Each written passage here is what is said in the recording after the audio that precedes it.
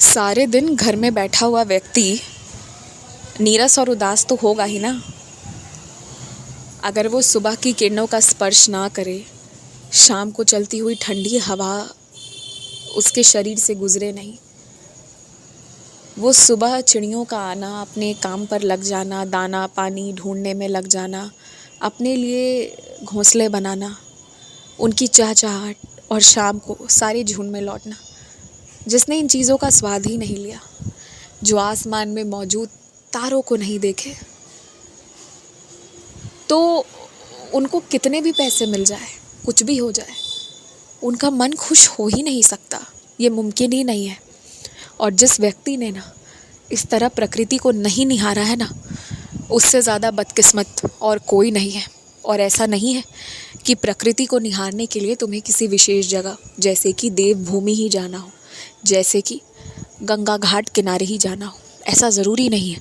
हाँ, इन जगहों पर जब मौका मिले तो ज़रूर जाओ। लेकिन जब मौका नहीं भी मिल पा रहा है, तो क्या बाकी दिन कमरे में बंद रहोगे? कभी बाहर निकलो, ऊपर उठकर आसमान को देखो। ये रात का आसमान जिसमें सारे सितारे हैं, अति खूबसूरत। किसी की रोशनी ज़्यादा झिलमिल सी, किसी की रोशनी कम। जब ये देखोगे तब पाओगे कितना सुंदर है ये सब कुछ।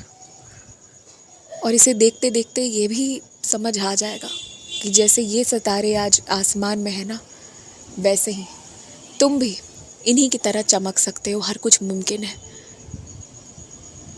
ये तुम्हें समाधान देने आए हैं, पर तुम तो बात ही नहीं करते प्रकृति से। तुम्हें भी बात करना चाहिए।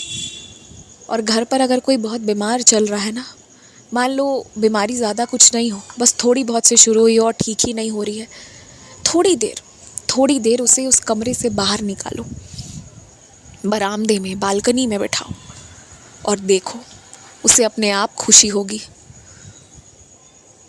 कुछ इंसान की बनाई हुई चीज़ें और कुछ प्राकृतिक चीज़ें, जब इन सब का मिश्रण होता है तो जो निकल कर आता है ना, वो कुछ दे या ना दे, बहुत सुकून देता है।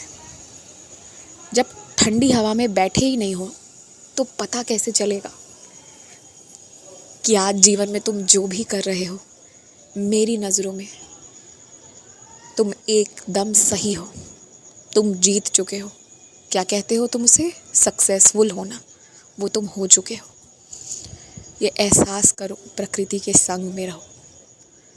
सारी परेशानी, सारे दुख का समाधान यहीं मिल जाएगा तुम्हें। मेरी बात मान कर देखो। खुश रहो।